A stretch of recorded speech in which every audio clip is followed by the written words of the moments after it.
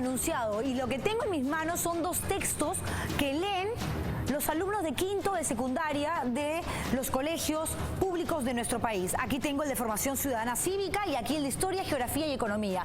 En primer lugar, llama la atención que recién en quinto de secundaria, cuando los chicos tienen entre 16 y 17 años, les hablen por primera vez de Abimael Guzmán, de Sendero Luminoso, de lo que fue GEIN, la cúpula senderista, en general, de esta historia terrible de sangre de nuestro país. Pero más llama la atención que encima, que lo hacen tarde, en este libro, por ejemplo, en este primero, porque esto es más escandaloso, Historia, Geografía y Economía, que además es un texto de muchísimas hojas, estamos hablando de 315 aproximadamente, en la página recién 146, ahí está, hablan del contexto histórico del surgimiento del terrorismo. Y miren ustedes cuántas veces mencionan a Abimael Guzmán, a ver si la cámara hace una sola vez.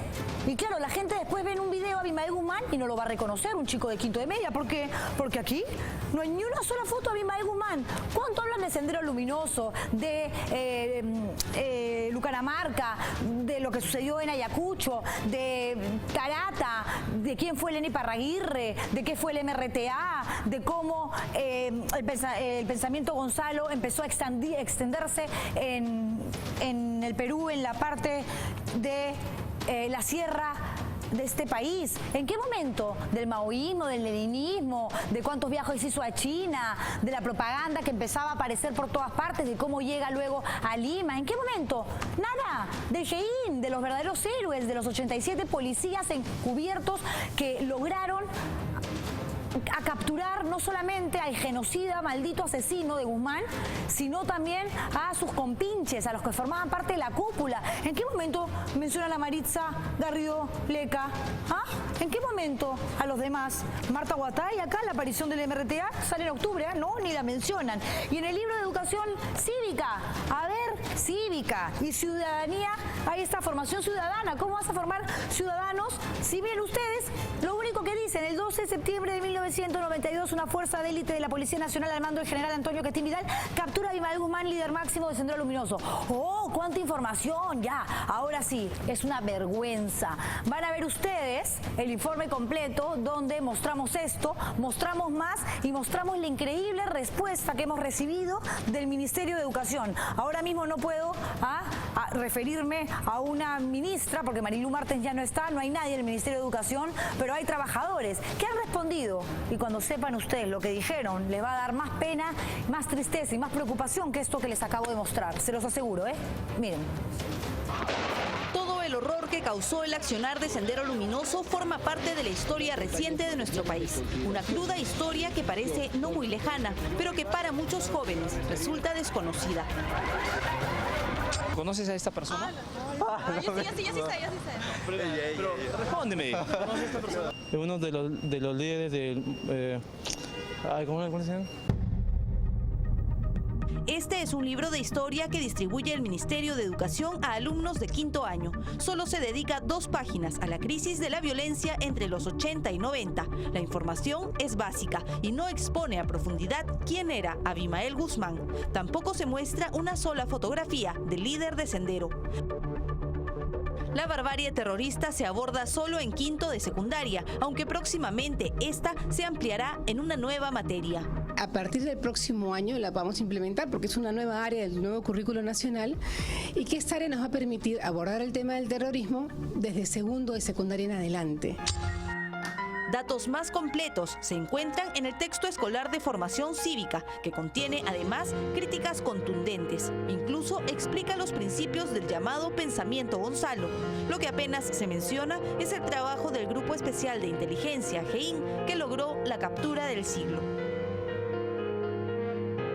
Podría haber una mejor versión de lo que ahí se está planteando, pero ciertamente en lo poco que he revisado ahí está claramente planteado cómo se inicia terriblemente esta guerra por fanatismo de Sendero y cómo responde el Estado. Los textos, bueno, siempre son mejorables y estamos ahorita en esa ruta. Hemos invitado a historiadores del Ejército, por ejemplo, y ellos nos han dicho, tenemos nosotros textos producidos por el Ejército, pónganlos como fuentes y los vamos a tomar en cuenta.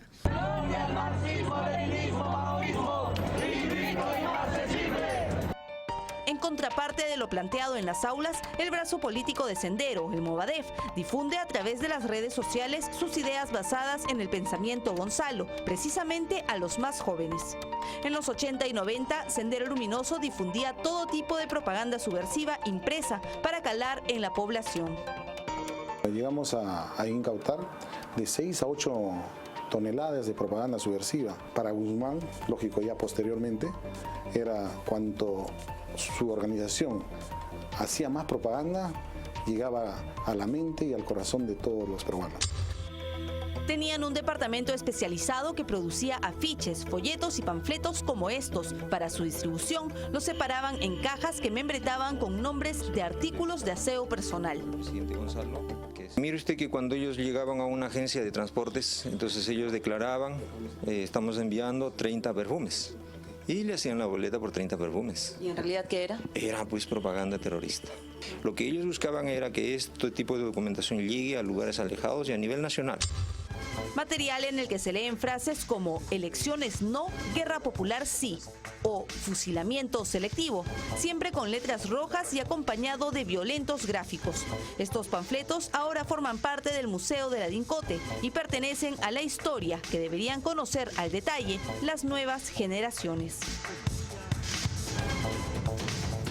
Es que es una vergüenza realmente.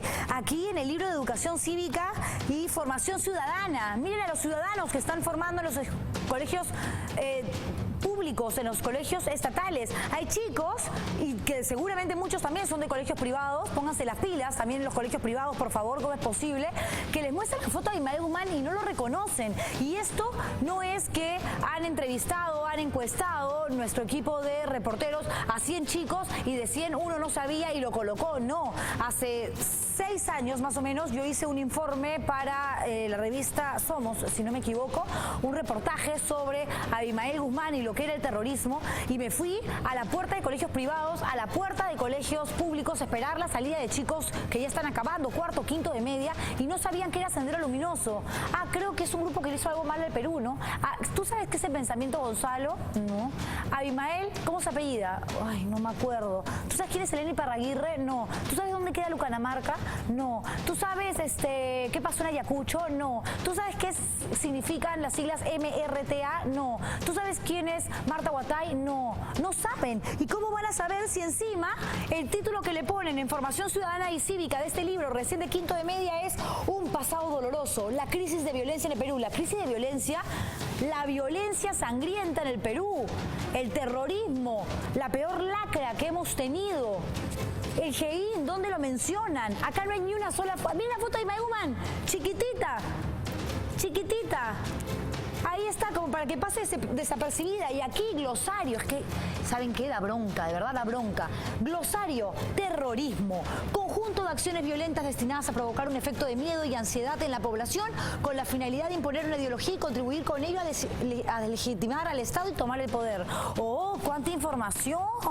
20 hay que ponerle, de verdad, a las bestias que han redactado esto. Y aquí en Historia del Perú, quinto de media, están a punto de terminar el colegio. Estos chicos están por elegir una carrera, si es que ya no lo hicieron, y entrar a un instituto, a una universidad, pues no lo sé, a buscar en todo caso su vocación, a elegir esa profesión a la que se van a dedicar por el resto de sus vidas. Y lo mencionan a Abimael Guzmán una sola vez. Ah, lo ponen en negritas. Ah, qué buena gente, qué bien, qué inteligentes son. La expansión de la violencia. ¿Y cómo termina el capítulo? De 2 hojitas nomás. ¿De cuántas?